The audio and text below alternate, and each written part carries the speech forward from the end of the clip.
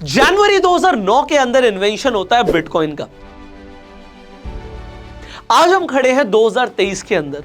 कितना कुछ बदल चुका है क्रिप्टो की दुनिया में। हो सकता है आप लोग भी बहुत ज्यादा क्यूरियस हो जानने के लिए कि क्या अभी तक जर्नी रही है क्रिप्टो की।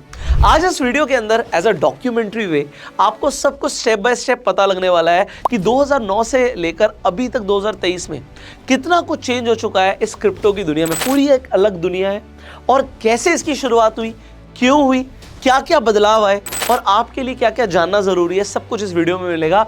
सो अगर आपको ये वीडियो अच्छी लगी और अगर आपको लगता है इसे और लोगों को भी देखना जरूरी है तो इस वीडियो को शेयर जरूर कीजिएगा। अब हम शुरू करते हैं। 2009 के अंदर हम बात कर रहे हैं कि बिटकॉइन का टर्म हम सबके सामने आया। उससे पहले पूरी दुनिया जानती नहीं थी कि क्रिप्टो क्या होता है, ये डिसेंट्रलाइज सिस्टम क्या होता है, कुछ नहीं पता था। बट इंपॉर्टेंट ये नहीं है कि 2009 के अंदर आप लोगों ने बिटकॉइन के बारे में पहली बार सुना। इंपॉर्टेंट है कि ये सामने ही क्यों आया, इन्वेंशन हुई क्यों। ऐसा बोलते हैं कि necessity is the mother of invention. तो ऐसी क्या जरूरत थी, हमें ऐसी करेंसी क्यों चाहिए थी जो डिसेंट्रलाइज्ड हो।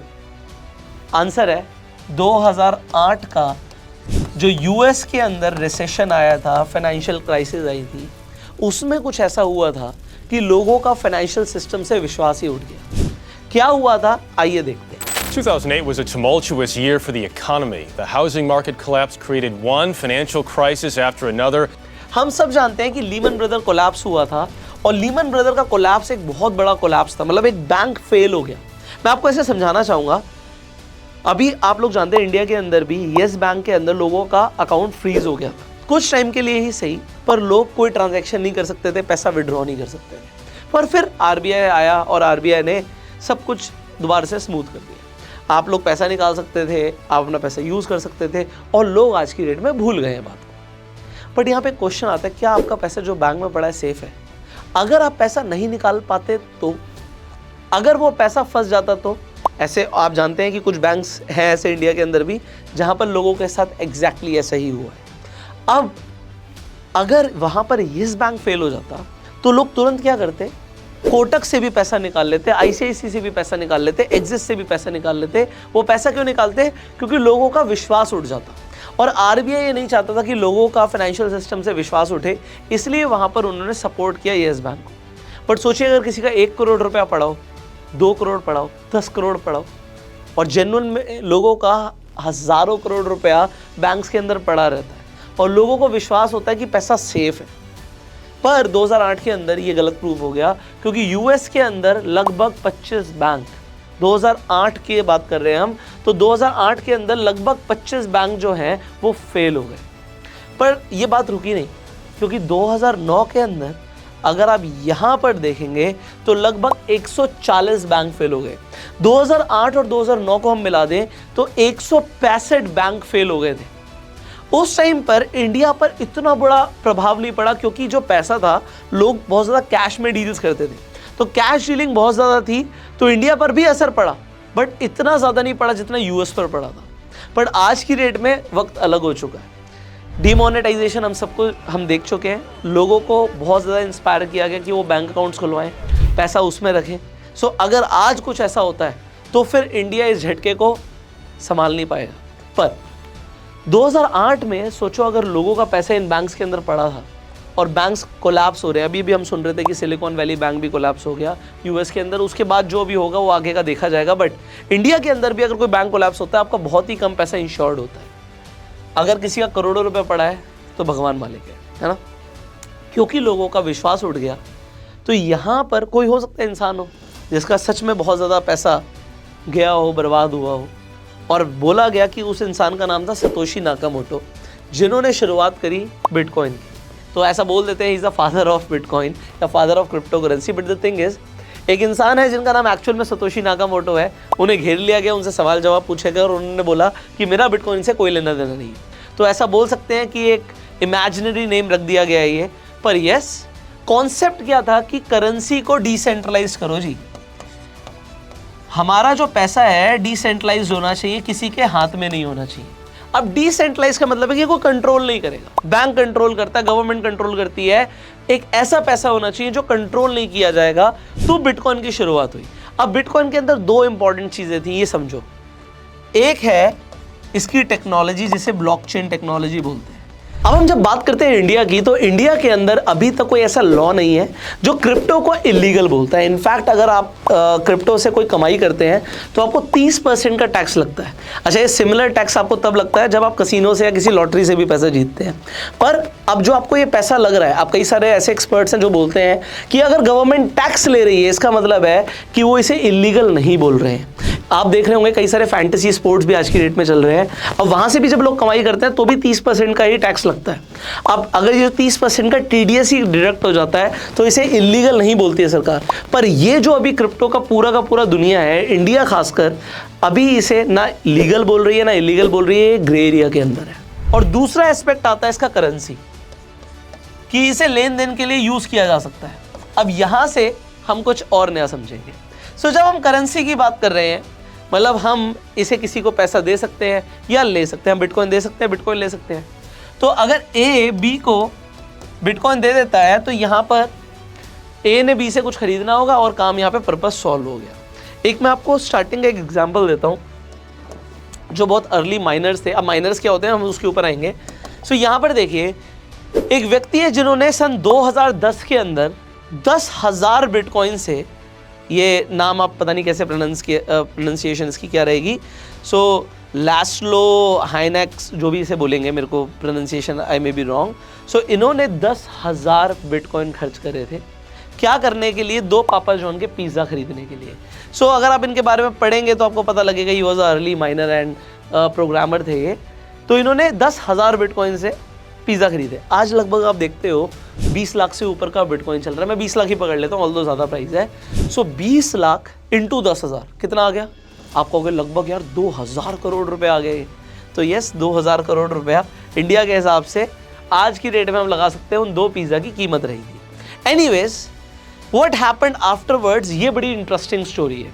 सो अब बिटकॉइन के साथ कुछ चैलेंजेस थे। चैलेंजेस क्या थे? एक तो इसका प्राइस बहुत ज़्यादा फ्लक्चुएट होता है। ऑल्दो हमारे आईएनआर का भी होता है, यूएस डॉलर्स का भी होता है, गोल्ड का भी होता है, बट इतना ज़्यादा नहीं होता कि आज अगर गोल्ड आप देखते हो 60,000 है तो 40,000 रह जाएगा या 80,000 पहुंच जाएगा। इतना ज़्यादा वेरिएशन नहीं है। बिटकॉइन के अंदर या क्रिप्टो के वर्ल्ड में हम आगे बात करेंगे तो वेरिएशन काफ़ी ज़्यादा रहता है। तो यहाँ पर क्या है, वॉलेटिलिटी ज़्यादा है।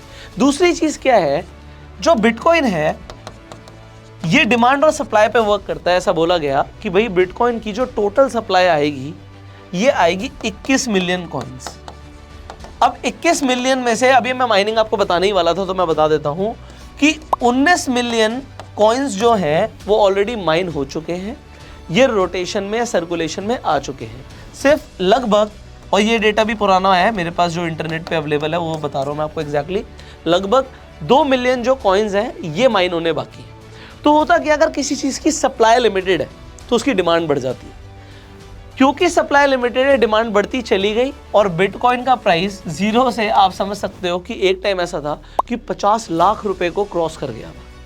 अब इतना ज़्यादा प्राइस होने का रीज़न आपको समझ आ रहा है, डिमांड एंड सप्लाई, बट आगे की हम बातें और समझेंगे। सो ये माइनिंग क्या होती है? अब क्या है कि यहाँ पर ए ने बी को ट्रांसफ़र किया जब बिटकॉइन, तो इसका हिसाब किसने रखा? तो यहाँ पर क्या होता है कि बहुत सारे ना सर्वर्स इन्वॉल्व होते हैं। अब एक सर्वर इन्वॉल्व नहीं होता। अभी सर्वर्स का मैं आपको कंसेप्ट समझाता हूँ। लोग बोलते हैं कि बिटकॉइन जो है ये बहुत अच्छा एग्जांपल है डिसेंट्रलाइज सिस्टम का। आप लोगों ने बचपन में टॉरेंट यूज़ किया होगा। सो टॉरेंट में क्या होता था, आपको कोई मूवी चाहिए होती थी जो कहीं नहीं मिल रही, वो टॉरेंट पे अवेलेबल है। वो टॉरेंट कुछ नहीं था, वो भी एक डिसेंट्रलाइज सिस्टम ही था, किसी के कंप्यूटर में पड़ा था और वहाँ पे सर्वर कनेक्टेड होता था इंटरनेट से। मतलब सर्वर क्या होता है, बेसिकली आप कह सकते हो बिना मॉनिटर का कंप्यूटर को सर्वर बोल लो जो इंटरनेट से कनेक्टेड है। अब वहाँ पर किसी के सर्वर के अंदर वो फाइल पड़ी है और आप उसे डाउनलोड कर सकते हो। तो वो कोई कंट्रोल एक आदमी नहीं कर रहा, सर्वर पे पड़ी हुई है। तो सर्वर पे पड़ी हुई है। इसी तरीके से यहाँ पे भी आप समझ रहे हो, ए ने ट्रांजैक्शन करी तो एक सर्वर ऑस्ट्रेलिया में लगा था, एक अर्जेंटीना में लगा था, एक इंडिया में लगा था, एक जापान में लगा था, एक बांग्लादेश में लगा था, और फिर पैसा इस आदमी के पास तो पहुंच गया, बिटकॉइन इस आदमी के पास पहुंच गया। बट ये जो कंप्यूटर या सर्वर्स बीच में लगे थे ये कुछ प्रोग्रामिंग्स कर रहे थे। वो प्रोग्रामिंग करने पे ना हर सर्वर को कुछ ना कुछ रिवॉर्ड मिलता था। इस प्रोसेस को माइनिंग बोलते थे या माइनिंग बोलते हैं, और जिनके सर्वर्स होते थे उन्हें माइनर्स बोलते थे। तो आपने सुना होगा कि कई सारे लोगों ने माइनिंग के लिए बहुत बड़े बड़े फार्म्स लगा दिए, बहुत बड़े बड़े, अभी बीच में आपने सुना होगा कि ग्राफिक कार्ड की शॉर्टेज हो गई थी। रीज़न, लोग माइनिंग बहुत ज़्यादा कर रहे थे। बिटकॉइन की माइनिंग में बहुत ज़्यादा एनर्जी लगती है, ये भी कुछ एनवायरमेंटल इश्यूज़ के ऊपर बहुत ज़्यादा बातें हुई हैं। Right, you've heard these terms by now: Bitcoin mining, the blockchain, Dogecoin. Cryptocurrency is having a notable impact on the world's financial markets, but it's also affecting the environment. तो ये सब आपने सुन लिया ऑलरेडी। अब हम बात करते हैं इसके बाद क्या हुआ। On the other hand, China जैसी कंट्री ने पूरी तरीके से क्रिप्टो, इनफैक्ट क्रिप्टो ट्रेडिंग और माइनिंग को बैन कर दिया अपने पूरे देश के अंदर। तो यहाँ पर भी पूरे वर्ल्ड के अंदर दो तरीके की कंट्रीज हो गई हैं, एक वो जो क्रिप्टो को एक्सेप्ट करती हैं और एक वो जो क्रिप्टो को पूरी तरीके से बैन कर चुकी है। सो आप लोगों ने न्यूज़ में भी ये देखा होगा कि कई सारी कंट्रीज ने बिटकॉइन को, इनफैक्ट क्रिप्टो को मान्यता दे दी। एल सल्वाडोर जैसी कंट्री ने बिटकॉइन को ऑफिशियली एक्सेप्ट किया और बोला गया कि हमारे देश में लोग बिटकॉइन से पेमेंट रिसीव कर पाएंगे। यहाँ पर ना दो चैलेंजेस हैं बिटकॉइन की ट्रांजैक्शंस को लेके। एक तो जो इसकी टेक्नोलॉजी है, ब्लॉकचेन का जो इसका सिस्टम है वो बिल्कुल डिफरेंट सिस्टम है, और दूसरी चीज़ यहाँ पर जब बिटकॉइन के थ्रू ट्रांजैक्शन करते हो, इस ट्रांजैक्शन की स्पीड का लिमिटेशन था। स्पीड का लिमिटेशन क्या था कि 1 सेकंड के अंदर 60 ट्रांजैक्शंस होती थी, जबकि वीज़ा के अंदर लगभग 1500 ट्रांजैक्शंस पर सेकंड होती थी, और मास्टर कार्ड के थ्रू, उनके सिस्टम के थ्रू 5000 ट्रांजैक्शन पर सेकंड होती थी। तो बिटकॉइन का सिस्टम थोड़ा सा स्लो था। सो इसके बाद चैप्टर 2 की बात करते हैं। इस चैप्टर 2 में सामने आया इथीरियम। अब ये एक नया क्रिप्टो करेंसी था जो कि अपने आप में एक रेवोल्यूशन था। रेवोल्यूशन क्यों था, इसके ऊपर हम बात करेंगे। सो यहाँ पर आप देखिए, एक रशियन कैनेडियन प्रोग्रामर ने, जिन्हें लोग इसकी भी pronunciation you know better than me probably, so Vitalik Buterin ऐसे करके एक पर्सन है जो इनकी शक्ल यहाँ पर आपको दिख रही है। सो आज की डेट में भी ये सिर्फ 29 साल के हैं, और इन्होंने शुरुआत करी इथीरियम की। एक ऐसा सिस्टम, अब इसमें अलग क्या था मैं आपको शॉर्ट में समझा देता हूँ। सो अगेन, जब हमने बात करी क्रिप्टो करेंसी की तो दो चीज़ें थी। एक थी टेक्नोलॉजी, तो इनकी जो टेक्नोलॉजी है ब्लॉकचेन टेक्नोलॉजी, और दूसरा होता है कि इनकी करेंसी। ठीक है, सो हम दोनों की बात करते हैं। करेंसी फास्टर थी बिटकॉइन से, ये तो हो गई करेंसी की बात। ये जो टेक्नोलॉजी थी ये गेम चेंजर थी, क्योंकि इथीरियम ने बोला कि भैया आप हमारी जो एक टेक्नोलॉजी है इसे यूज़ कर सकते हो, इसे यूज़ कर सकते हो अपने प्रोग्राम्स डेवलप करने के लिए, जो कि पहले अवेलेबल नहीं था। तो 2015 के अंदर एक रेवोल्यूशन शुरू हुआ इथीरियम के नेम से, जिसकी टेक्नोलॉजी को आज भी इथीरियम के ऊपर, इथीरियम ब्लॉकचेन के ऊपर बहुत सारे टोकन्स अवेलेबल हैं। तो यहाँ से एक गेम शुरू होती है टोकन्स की। अब ये क्या चीज़ है भाई, आप लोग भी, मैंने एक वीडियो में दिखाया था एक कॉइन बना के, डोंकी कॉइन। बेसिकली वो कॉइन टोकन है जो कि इथीरियम ब्लॉकचेन के ऊपर बन सकता है। आप लोग भी अपना टोकन बना सकते हो 5 मिनट के अंदर। और उसके बाद आपको बेसिकली क्या चाहिए, आपको लिस्ट करने के लिए जो कि पॉपुलर एक्सचेंजेस है उनसे बात करनी पड़ती है। सो बहुत सारे उसमें आप कह सकते हो रूल्स एंड रेगुलेशंस अगर आप फॉलो करते हैं तो आपका वो टोकन लिस्ट भी हो सकता है, और फिर लोग उसे खरीद सकते हैं, बेच सकते हैं। सो जैसे आप देखते हो कि प्राइस फ्लक्चुएशंस होते हैं, शेयर्स के होते हैं, बाकी अलग टोकन्स या क्रिप्टोज के होते हैं, वो आपके भी हो सकते हैं। बट यस, एक्सचेंज में लिस्ट करना थोड़ा सा पैसा चाहिए, आप लोग कर सकते हैं, ये मैं आपको बताना चाहूँगा। तो हुआ क्या, इसे समझते हैं। इसके बाद बाहर आ गई टोकन्स की, क्योंकि इस टेक्नोलॉजी को यूज़ करके कोई भी अपना टोकन बना सकता है, और लोगों ने टोकन बनाने शुरू करे। कोई भी नाम डाल दो, आज की डेट में आई थिंक हर नेम से टोकन अवेलेबल है मार्केट में। यस, पॉपुलर एक्सचेंजेस के पास कुछ लिमिटेड टोकन्स ही लिस्ट होते हैं, बट टोकन्स लिस्ट होने शुरू हो गए, और इस टेक्नोलॉजी का यूज़ करके लोगों ने अपने टोकन्स बनाने शुरू कर दिए। सो जब टोकन्स बहुत ज़्यादा फेमस होने शुरू हुए तो आपने देखा होगा मार्केट के अंदर डॉज कॉइन प्रमोट होना शुरू हो गया। एलॉन मस्क का फेवरेट कॉइन है, बहुत बार उन्होंने ट्वीट करा और इसे बढ़ाने की भी कोशिश करी। अब कई सारे लोग ऐसा समझ रहे थे कि भैया ये पंप एंड डंप हो रहा है। एलॉन मस्क इतने बड़े सेलिब्रिटी हैं, एक बड़े एंटरप्रेन्योर हैं, ट्विटर आज की डेट में उनका है, तो लोग इतना ज़्यादा उन्हें सुनते हैं, फॉलो करते हैं, तो जब भी वो ट्वीट कर देते हैं तो उसकी वजह से कई सारे लोग इंटरेस्टेड हो जाते हैं। उन्हें ऐसा लगता है कि डॉज यहाँ से भागेगा और वो जाके पैसा लगाने लग जाते हैं। पर फिर कई सारे लोगों का नुकसान भी हुआ क्योंकि डॉज कॉइन बहुत बुरी तरीके से गिरा भी है। इसी तरीके से मार्केट में और भी पॉपुलर कॉइन सामने आए जिसमें कई सारे लोगों को रिटर्न्स भी मिले और कई सारे लोगों को बहुत ज़्यादा नुकसान भी हुआ। जैसे बीच में शिबा इनू कॉइन भी बहुत ज़्यादा फेमस होना शुरू हो गया, जिसकी वैल्यू तो बहुत कम थी, पर ऐसा बोला गया कि कभी ये $1 का पहुंच जाएगा और ऐसे बहुत सारे इंटरनेट पे दावे किए गए। पर अभी भी ये इतना ज़्यादा नहीं बढ़ा, कई लोगों को बीच में रिटर्न्स मिले पर कई सारे लोगों को नुकसान भी हुआ। So tokens were highly risky and highly volatile. अब token was also a cryptocurrency, आप इसे डायरेक्टली बेच सकते थे, ये भी डिसेंट्रलाइज था। अब इसमें भी दो तरीके के टोकन सामने आए। एक था जो टोकन जिनकी लिमिटेड सप्लाई होगी, जैसे कि किसी ने बोला जी जैसे 21 मिलियन बिटकॉइन आएंगे, हमारे भी जी 21 मिलियन ही आएंगे या 10 मिलियन ही आएंगे, या फिर अनलिमिटेड सप्लाई के साथ कि इसकी जी अनलिमिटेड सप्लाई हो सकती है। अब हर किसी ने अपने वाइट पेपर्स लॉन्च करने शुरू कर दिए, जी हमारा टोकन इस चीज़ के ऊपर, इस टेक्नोलॉजी के ऊपर काम करेगा, ये इशू सॉल्व करेगा, फलाना ढिमाका। इस तरीके से आपने बहुत सारे टोकन्स के बारे में सुना और अभी भी बहुत सारे टोकन्स लॉन्च हो रहे हैं। तो कोई भी जब कोई नया टोकन लॉन्च करता है ना, तो इस प्रोसेस को, जैसे शेयर मार्केट में होता है ना इनिशियल पब्लिक ऑफरिंग, यहाँ पर भी आ जाता है ICO, initial coin offering. So initial coin offering में लोग दावा करते हैं जी हमारा ये कॉइन खरीद लीजिए और इतना बढ़ जाएगा, उतना बढ़ जाएगा, बढ़ता भी है, कभी किसी का डूबता भी है। सो यहाँ पे क्योंकि वॉलेटिलिटी बहुत ज़्यादा है, so this is what you have seen. But इसके बाद क्या हुआ? इसके बाद आता है एक नया ट्विस्ट, क्योंकि यहाँ तक अब लोग समझ गए थे, यहाँ से चैप्टर 3 शुरू होता है कि भाई टोकन्स की दुनिया में कुछ नया करना पड़ेगा। नया करने के लिए कुछ सुंदर सुंदर दिखाना पड़ेगा। तो सुंदर सुंदर दिखाने के लिए नया जन्म हुआ NFTs का। अब NFTs की शुरुआत कैसे हुई? This is very very interesting. So आप लोग भी इसे गूगल कर सकते हैं। आप क्रिप्टो किटीज़ के बारे में सर्च कीजिएगा। सो क्रिप्टो किटीज़ जब आप सर्च करेंगे, ये बड़ी सुंदर सी दिखने वाली आपको कैट्स दिख जाएंगी, जिन्हें डिजिटल कैट्स बोला गया। अब आप यहाँ पर इनकी वेबसाइट पर जाएंगे, यहाँ पर आप अलग अलग दिखने वाली जो एक किटीज़ देख रहे हैं, ये भी अपने आप में एक इंडिविजुअल टोकन है। बट ये सारी इनके अकॉर्डिंग, इनकी जो सारी किटीज़ होती हैं, सारी कैट्स होती हैं, देखने में एक दूसरे से अलग होती हैं और ये अपने आप में नॉन फंजेबल हैं और ये अपने आप में एक टोकन की तरह भी काम करती हैं।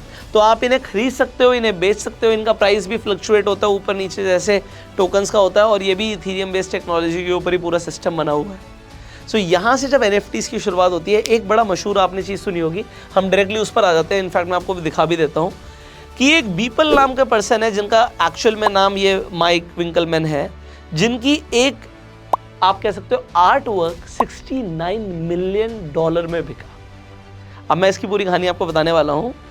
और जिसे खरीदा एक इंडियन ने, जिनका नाम है विघ्नेश सुंदरीशन। अब इन्होंने इनका आर्ट वर्क खरीदा 69 मिलियन का। मैं आपको बताता हूँ इन्होंने क्या किया था। ये बेसिकली क्या कर रहे थे, इन्होंने 5000 आर्ट वर्क्स बनाए, जिसमें इन्हें बहुत साल लग गए।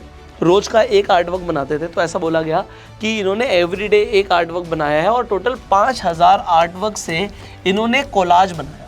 आप स्क्रीन पर देख पा रहे होंगे वो कोलाज। तो ये जो कोलाज है, इन्होंने लिस्ट किया as an NFT, non fungible token, जिसके जैसा और कुछ पूरी दुनिया में नहीं है। इन्होंने खुद बनाया है और इन्होंने लिस्ट किया था सिर्फ $100 का।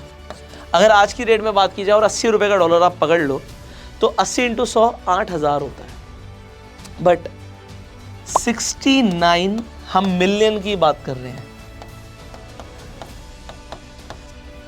69 मिलियन को जब आप मल्टीप्लाई करते हैं 80 से, तो लगभग 550 करोड़ से ऊपर की फिगर आएगी। 552 करोड़ लगभग आपके सामने आएगी। इतना पैसा खर्च किया गया 8000 रुपये, जिसकी इनिशियल बिडिंग प्राइस थी। सो इनकी जो पेंटिंग थी बड़ी फेमस हुई। इसके बाद इन्होंने क्या किया, ये एक अपने आप में डिफरेंट स्टोरी है। मैं इसके ऊपर काफ़ी टाइम ले सकता हूँ, बट मैं आपको शॉर्ट में बता देता हूँ। एक टोकन आप सर्च कीजिएगा, B20 टोकन। सो ये B20 टोकन लॉन्च किया गया। शॉर्ट में कहानी बता देता हूँ इसकी, इस टोकन की कहानी क्या है। तो ये ऑलमोस्ट ज़ीरो प्राइसिंग से इसने $20 भी क्रॉस कर दिया था। तो दो आप समझ सकते हो कि ये लगभग $2 से ये $22 प्लस हो गया था। और ये क्यों हुआ था, क्योंकि बीपल की जो ये पेंटिंग बिकी थी, ये 69 मिलियन, सॉरी पेंटिंग मैं गलत बोल रहा हूँ शायद, ये डिजिटल आर्ट वर्क ही बोलेंगे। सो डिजिटल आर्टवर्क बिका था 69 मिलियन का एज एन NFT, और इसकी ऑलमोस्ट हर न्यूज़ चैनल ने दबा के पब्लिसिटी करी। The Christie's auction for digital artist Beeple, whose real name is Mike Winkleman, coming to a close a few moments ago. The final bid, David, $69 million. Oh my God. I'm so excited for this. A first TV interview with the crypto investor who bought the $69 million NFT at Christie's. And for that, we want to get right over to Robert Frank. Robert. The center of this virtual gold rush is Mike Winkleman, better known as Beeple. Like, I never thought I could sell my work like this. Then he heard about NFTs. Kind of late September, early October, people kept hitting me up being like, oh, you gotta look at this NFT thing. 2 months later, he netted $3.5 million selling art backed by NFTs. Although कई लोग बोलते हैं कि विघ्नेश और बीपल connected हैं और पैसा दिया गया नहीं दिया गया ये आपस की बात है। वैसे तो चलो एक्चुअल में ट्रांजैक्शन हुई थी, बट देवर कनेक्टेड। उसके बाद क्या हुआ कि वो सारा का सारा पैसा तब रिकवर हो गया जब ये $2 से $22 पहुंचा। और उसके बाद क्या हुआ इस B20 टोकन का आप लोग कमेंट करके बताएंगे। This is a homework for you. So crypto की दुनिया में बहुत कुछ हो रहा है, पैसा बनाना, पैसा आप देख रहे हो जो। सो लोगों को लगा कि पैसा बनाना इज सुपर इजी, राइट। अब इसके बाद बहुत कुछ हुआ है NFTs की दुनिया में भी। आपने देखा होगा जस्टिन बीबर ने भी अपने सोशल मीडिया अकाउंट पर एक पिक्चर लगाई, एक फ़ोटो लगाई, और फ़ोटो किसकी थी? वो एक एप की फ़ोटो थी। ये बड़ा फेमस हुआ था BAYC, ये बोर्ड एप्स यॉट क्लब करके आप पढ़ सकते हो इसे इंटरनेट में। इस तरीके की एप्स की आपने फ़ोटोज़ देखी होंगी। सो ये भी अपने आप में NFTs हैं। ये कह रहे हैं जी हमारा तो सोल्ड आउट हो चुका सारा कलेक्शन जो स्टार्टिंग में हमने लॉन्च किया था।